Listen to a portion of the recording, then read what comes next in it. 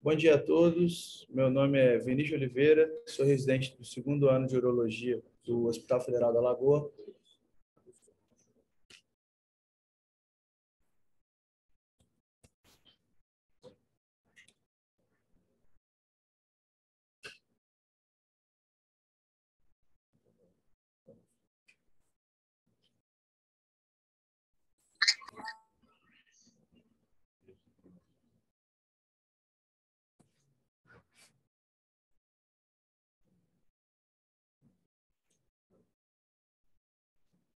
Bom dia a todos. Meu nome é Vinícius Oliveira, sou residente do segundo ano de Urologia do Hospital Federal da Lagoa e hoje nós vamos apresentar uma aula sobre estudo urodinâmico.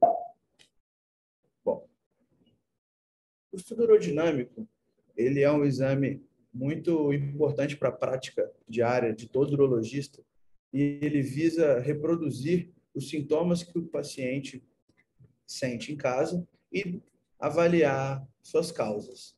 Em 2016, a ICS, que é a principal instituição que publica informações sobre o tema, ele publicou um manual de boas práticas que visa padronizar todo esse exame para obter melhores resultados. As indicações da urodinâmica são diversas, porém, todas elas nós temos que individualizar cada paciente para identificar ou descartar os fatores que contribuem para a disfunção do trato urinário inferior. A partir desse exame, nós conseguimos obter novos aspectos da disfunção do trato urinário inferior, predizer possíveis consequências para o trato urinário superior também, predizer o resultado de um tratamento que vai ser realizado ou até mesmo confirmar os efeitos do tratamento e avaliar as eventuais falhas dessa terapia. Lembrar também que todo paciente que vai ser submetido a esse exame tem que ter uma história clínica detalhada, uma avaliação dos scores de sintomas, uso de medicamentos prévios, o exame físico relevante, mas a seguir a gente vai demonstrar um exemplo, até o prolapso feminino, um diário miccional de 3 dias, para aí sim a gente começar o exame a partir da fluxometria e depois uma avaliação completa de acordo com o padrão ICS. E o que é esse padrão ICS? O padrão ICS determina que esse exame é dividido em 3 fases: a urofluxometria e depois a avaliação do resíduo vesical pós-miccional. Aqui no nosso serviço, a gente tem isso muito bem estabelecido, a gente faz a aferição desse volume com ultrassom após a urofluxo livre, depois a cistometria, que é a fase de enchimento, e o estudo fluxo-pressão.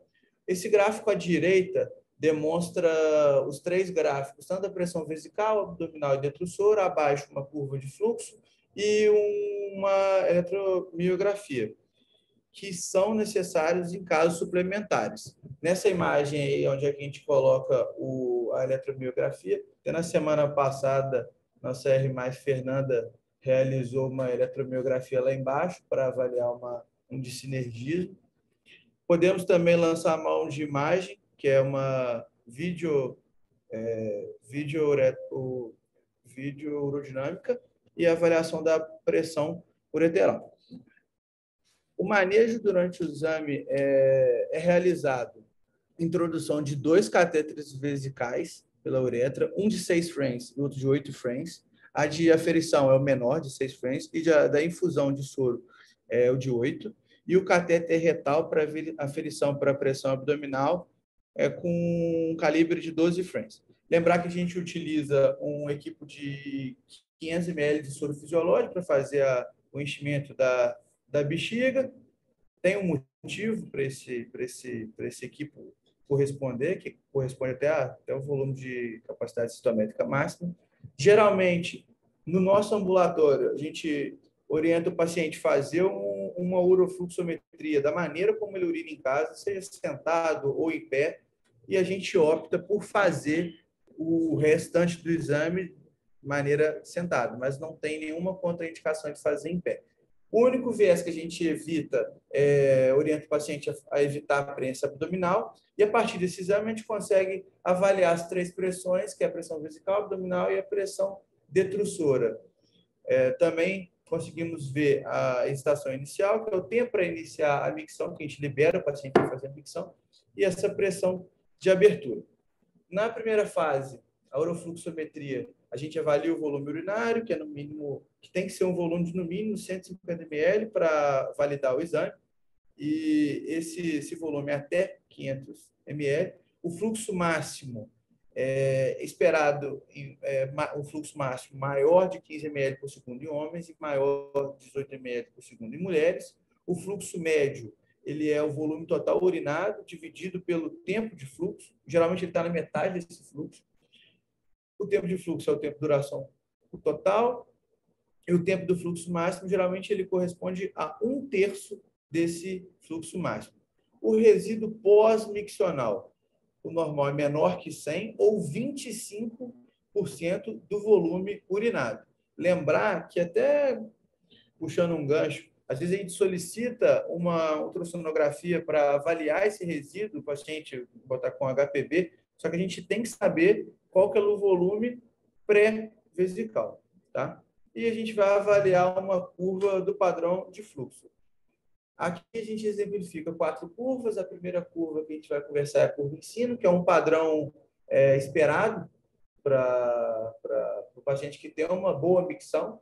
A segunda curva é uma curva intermitente, que ela pode corresponder a um sinergismo vésico-esfincteriano ou uma hipocontratilidade detrusora. Essa curva fala mais a favor de uma hipocontratilidade detrusora, porque não tem uma queda tão acentuada ali do fluxo. A gente vai demonstrar uma questão mais à frente aí que demonstra esse sinergismo. A curva em platô, que é característica da estenose de uretra, e uma curva em cauda, que corresponde até a uma obstrução infravesical, um quadro bem comum do nosso ambulatório.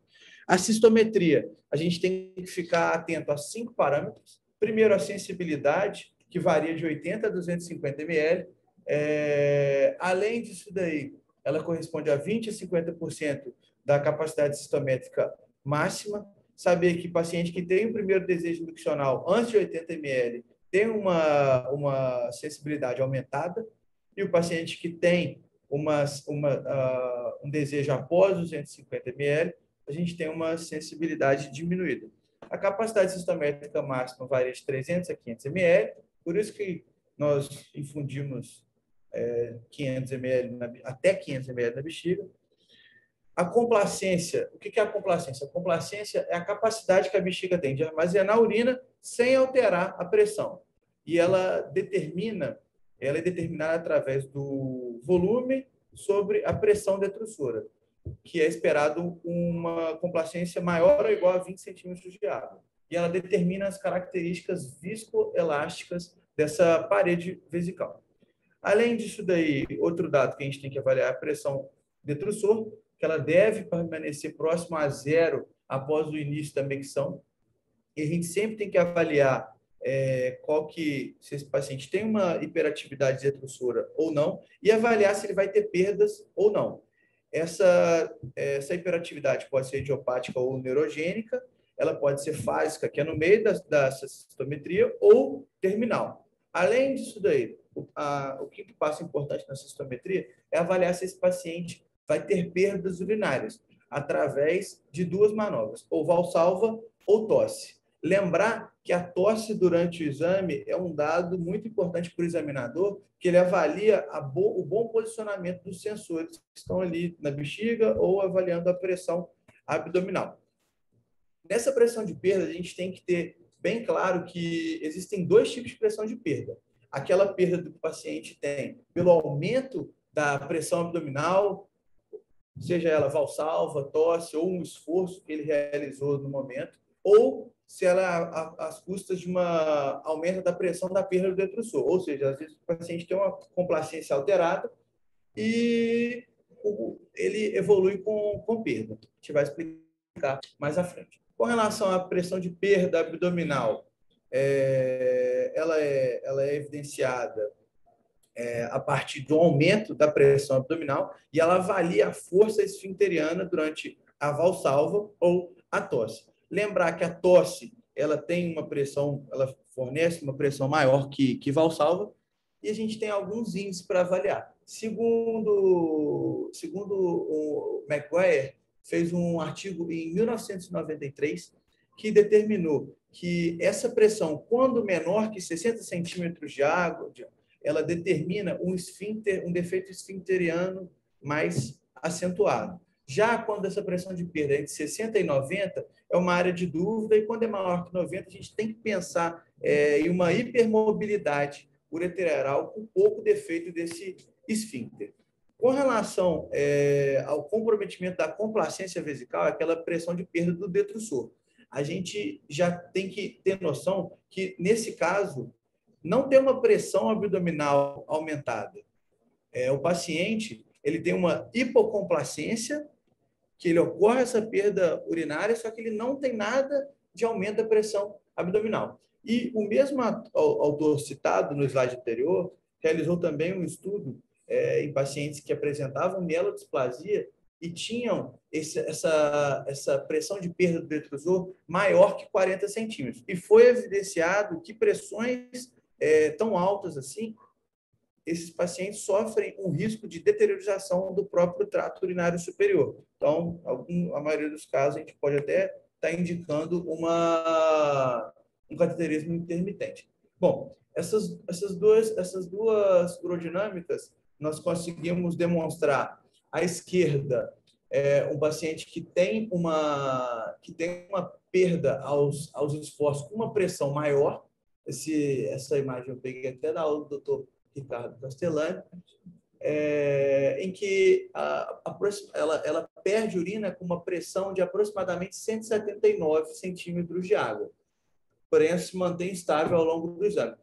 No gráfico à esquerda, a gente vê que a pressão vesical ela já vem aumentando desde o início do primeiro início do exame, até que ela começa a ter um fluxo e uma pressão detrusora tão elevada, maior até que 40 centímetros de água, e o paciente evolui com essa perda. Lembrar que o paciente que tem uma incontinência urinária, principalmente aos esforços, é do sexo feminino, e essa anatomia ela pode favorecer até para essa perda urinária, principalmente pelo tamanho da uretra, esfíncter. Lembrar que a mobilização da uretra é um mecanismo de continência, que você tem um aumento dessa pressão abdominal, aí a uretra, a mobilização da uretra, quer dizer, ela não representa continência, né? Outra coisa, perdão. A compressão da uretra, ela contra as estruturas ligamentares, fazendo o anteparo e a face muscular, você causa uma oclusão e você diminui uma chance da mobilização da uretra e de perdas urinárias. Segundo a classificação de Bleivas, ele dividiu a incontinência urinária de esforço em 4 tipos, sendo o tipo 0 uma queixa urinária sem demonstração estruturodinâmica, tipo 1 uma hipermobilidade ureteral, você tem uma pressão de perda aos esforços maior que 90 centímetros de água, tipo 2 uma perda com pressão maior que 100 mais um prolapso anterior, e o tipo 3, que é a mais evidente, que é uma deficiência esfincteriana intrínseca com pressão de perda aos esforços, uma pressão menor que 60 centímetros de água. Nessa imagem, nós avaliamos o tipo 2, que vai ter uma pressão de perda maior que 90 centímetros de água e um prolapso anterior. Esse exemplo aí é uma uretrocistocele. No tipo 3, essa imagem evidencia um paciente que foi submetido, não foi submetido, o esfíncter ureteral externo, e ela fala a favor de uma deficiência esfincteriana extrínseca com uma pressão de perda menor, de 60 centímetros de água. Ou seja, essa paciente tem um defeito esfincteriano que evolui para incontinência urinária de esforço. Segundo as últimas recomendações, os pacientes que apresentam o tipo 0 ou tipo 1, nós indicamos uma fisioterapia pélvica. No tipo 2, a gente geralmente indica a cirurgia. No tipo 3, a gente faz a cirurgia. Além disso daí, a gente tem que sempre avaliar o paciente segundo uma história clínica, o diário miccional antes da gente realizar uma urodinâmica, um teste de esforço e o teste de absorvente. Na próxima fase do exame, o estudo fluxo e pressão, a gente avalia a fase de esvaziamento. A gente tem que estar atento para avaliar três componentes do paciente. Primeiro é a contratilidade do músculo detrusor, saber se esse músculo está contraindo de maneira adequada. Segundo, saber se o esfíncter está relaxando no momento certo, está tendo uma boa competência. Ou, terceiro, se o paciente tem um grau de obstrução. Lembrar que, para uma micção fisiológica, o que a gente tem que ter? A gente tem que ter um fluxo normal ou elevado, com uma pressão normal ou diminuída. Se o paciente tem uma pressão aumentada com fluxo baixo, fala a favor de um paciente que tem uma obstrução. Se o paciente ele tem uma pressão diminuída e um fluxo baixo, ele fala a favor de uma hipocontratilidade. Só que isso daí não exclui ele ter uma hipocontratilidade e uma obstrução infravesical. Lembrar que a pressão vesical nos homens é considerada uma pressão elevada maior que 40 centímetros de água, nas mulheres maior que 30, e a gente espera um fluxo maior do que 12 centímetros de água em mulher. Então, quando a gente tem um fluxo menor que 12, a gente já considera como diminuído. Nesse gráfico, a gente consegue avaliar um paciente que tem uma hipoatividade detrussora. A gente deu a permissão para ele urinar, e ele não consegue contrair a bexiga. Ele começou a usar a prensa abdominal para fazer uma micção em salvas e conseguir fazer o esvaziamento completo dessa bexiga. Nota que é uma curva bem longa e ele tem um padrão de intermitência. O estudo fluxo-pressão é o único método disponível para avaliar essa hipoatividade detrussora. E a gente avalia em homens um QMASP menor do que 40 centímetros de água e 15 ml por segundo. Em mulheres, 30 centímetros de água, um QMASP menor do que 12 ml por segundo. Qual que é a grande desvantagem desse exame? A gente não consegue considerar que existem as duas coisas, tanto uma hipoatividade detrussora quanto uma obstrução infravesical. Nesse quadro, uma imagem clássica de uma obstrução infravesical, o paciente precisa de uma pressão de abertura muito elevada para vencer essa resistência, e logo após ele tem um fluxo urinário que a gente vê que é um fluxo achatado, um fluxo mais longo, um fluxo caracterizado, um fluxo em cauda. Nesse paciente, ele teve uma pressão que chegou até 96 para a gente conseguir abrir essa micção, e um tempo de fluxo muito elevado. Ele urinou 250 ml e foi infundido 220 nesse quadro. Bom, nesse quadro a gente já avalia uma obstrução infravesical mais grave. A gente consegue ver uma curva de fluxo próxima à linha de base ali, com altas pressões também para urinar, e o paciente ele não consegue urinar da maneira correta.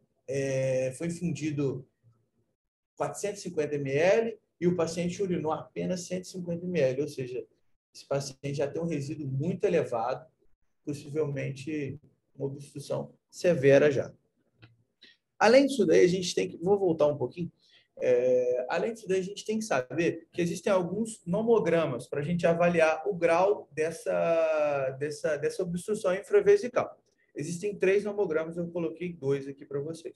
Só que existem alguns programas que não têm esse nomograma. Então, é sempre bom a gente saber a conta para esse paciente, se ele está com índice de obstrução ou não. E como essa conta? A gente avalia a pressão máxima do detrussor e diminui do fluxo urinário máximo multiplicado por 2. A partir daí, a gente vai ter um resultado. Vamos botar. O paciente teve uma pressão máxima de 100 ml e ele urinou apenas 40 ml durante o estudo. Se a gente diminuir fazer a conta, ele vai ter um resultado final de 20, o resultado final de 20. Ele vai ter uma obstrução leve, que é menor ou igual a 20 leve, de 20 a 40 moderada, maior que 40 a gente já demonstra uma pressão, uma obstrução severa. Esse nomograma de Schaefer, ele divide em 7 categorias. O paciente, o 0 é desobstruído, 1 a 2 uma obstrução leve, 3 a 4 moderado, 5 a 6 obstruções mais graves. Esse tomograma é utilizado para a população masculina e ele avalia a força da musculatura detrusora através dessa curva roxa e dessas fórmulas. Esse daqui é o nomograma da ICS, igual eu tinha falado ali, maior que 40, a gente já considera um paciente com um grau de obstrução. De 20 a 40, esse paciente está no limiar ali, não sabe se está obstruído ou se não está, e menor que 20 não está obstruído. Próxima imagem é um paciente que tem uma dissinergia vésico-esfincteriana, além de a gente consegue ter até uma vídeo-urodinâmica que tem uma atividade ali na eletromiografia muito, muito intensa, e essa bexiga já é uma bexiga doente, com pseudodivertículos, e a gente vê que o esfíncter ele não consegue abrir na hora certa, ou seja, ele ocorre uma abertura parcial desse colo, sem o relaxamento sinérgico do esfíncter externo. Ou seja, a bexiga está contraindo, o esfíncter não está relaxando e acontece o famoso dissinergismo vésico-esfincteriano. Próximo gráfico é de uma hiperatividade detrusora, mais comum até no sexo feminino. Na curva roxa ali, a gente vê uma contração do músculo detrusor em momentos que era para estar estável, e isso daí gera um desejo miccional, podendo ou não gerar perdas. Bom, obrigado pela atenção, espero ter apresentado de maneira adequada.